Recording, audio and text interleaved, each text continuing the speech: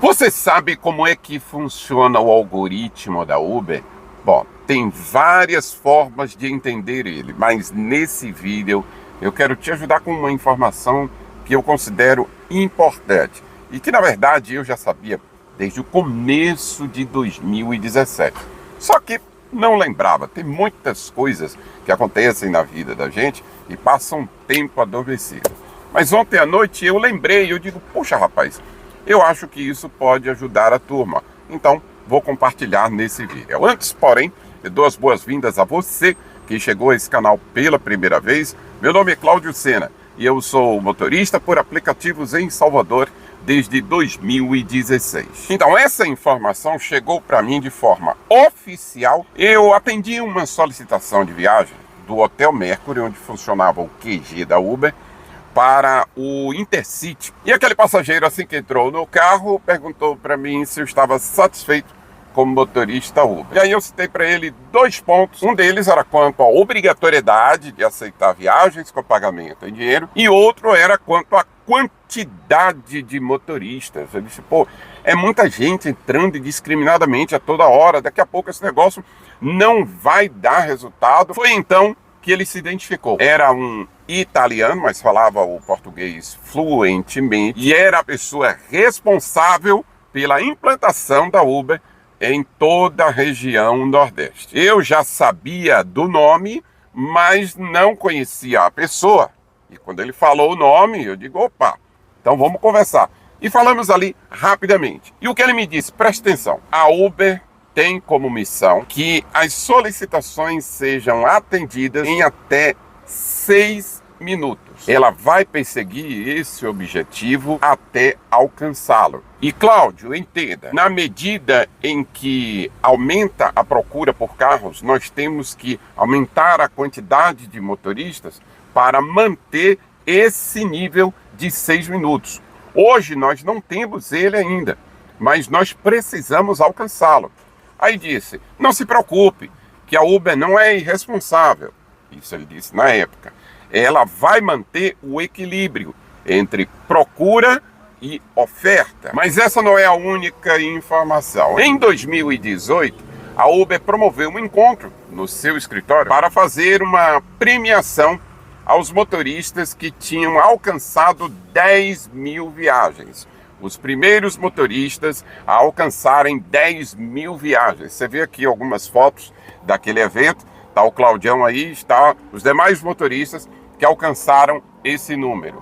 E naquela oportunidade, eu conversei com um outro responsável pela Uber, e ele já cogitava naquela oportunidade a possibilidade da Uber mexer no mecanismo de tarifa de modo a equilibrar, fazendo com que os motoristas atendessem de forma mais igualitária. Ao invés de deixar as viagens curtas pelas longas, pudessem atender também as viagens curtas. De posse dessas 2 informações, vamos entender o seguinte. Na medida em que, de fato, existe uma grande procura e a empresa não tem oferta de carros para atender, a tarifa dinâmica vai entrar em ação. Mas a gente não está vendo exatamente porque a Uber atingiu o seu patamar de equilíbrio, se não nos 6 minutos, mas muito próximo disso. Trocando em miúdos, querido, você já viu quanto carro de aplicativos tem nas ruas? Você já percebeu que o que mais tem, pelo menos aqui em Salvador, é carro de motorista por aplicativo parado, o motorista ali conversando, esperando em roda de amigos. Ou seja, não tem oferta de viagens para todos, de modo que muitos estão com faturamento lá embaixo, não conseguem viagens. A empresa não está nem aí, ela não está preocupada com isso. Ao contrário do que me disse aquele gestor em 2017, a empresa, na minha opinião, está sendo assim irresponsável.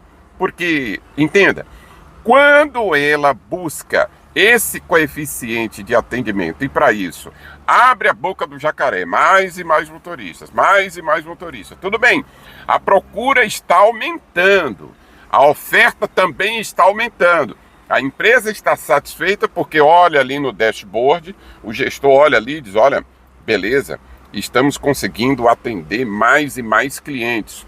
Ótimo, mas não se preocupa que o motorista está pagando a conta. Agora vamos avançar para um outro nível. A viagem mínima antes era R$ 4,50, era o mínimo que a gente recebia. Quando o multiplicador estava em 2.0, essa viagem ia para R$ 9,00.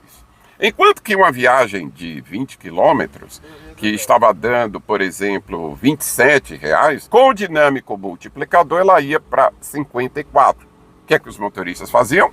Continuavam rejeitando as curtinhas e, claro, inteligentemente, iam para as viagens médias a longas. Esta foi a razão pela qual a empresa mudou o multiplicador, ou melhor, ela tirou o multiplicador. Desse modo, as viagens curtas e até médias é que se tornaram vantajosas, enquanto as longas ficaram com preço ruim. Porque você consegue numa viagem curta, por exemplo, de 4 quilômetros, e aí não depende se tem tarifa dinâmica ou não. Existem vários fatores que fazem com que a Uber determine um valor a mais numa viagem, além de simplesmente ter a tarifa dinâmica. Você já percebeu que há viagens em que não tem nada de dinâmico no mapa e aparece uma viagem, por exemplo, de 5 quilômetros pagando R$ 30,00? Aqui acontece, principalmente durante a noite e madrugada.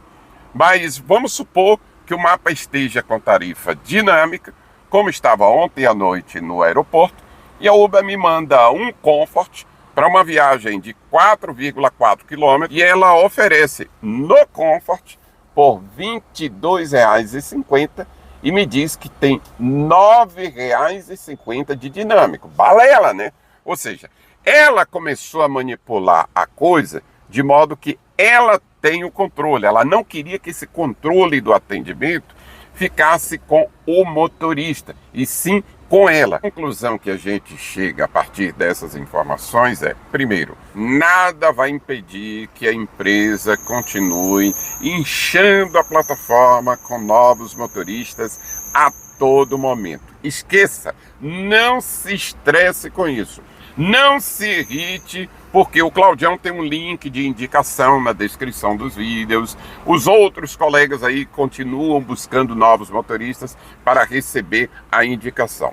O problema não são os novos motoristas que chegam, mas porque eles chegam sem trabalhar com seletividade. Segundo, não se estresse também, tire o seu cavalinho da chuva, que a Uber não vai retornar o fator multiplicador na tarifa. Esqueça, invista sua energia em outra coisa. Terceiro, a Uber não vai fazer reposição de perdas que nós tivemos. E esse fator aí é um que não vai mudar porque nós somos uma categoria e não somos uma classe. Se tivéssemos a unidade de uma classe, teríamos então força para fazer a empresa mudar. Como não temos, ela fica à vontade para fazer isso. E aí você pergunta, Claudião, o que é que eu faço? Aquilo que eu tenho falado sempre. Procure não depender dessa atividade, porque se você só enxerga ser motorista por aplicativos, você está ferrado. Você não tem futuro. Segundo, você tem que se adaptar às mudanças.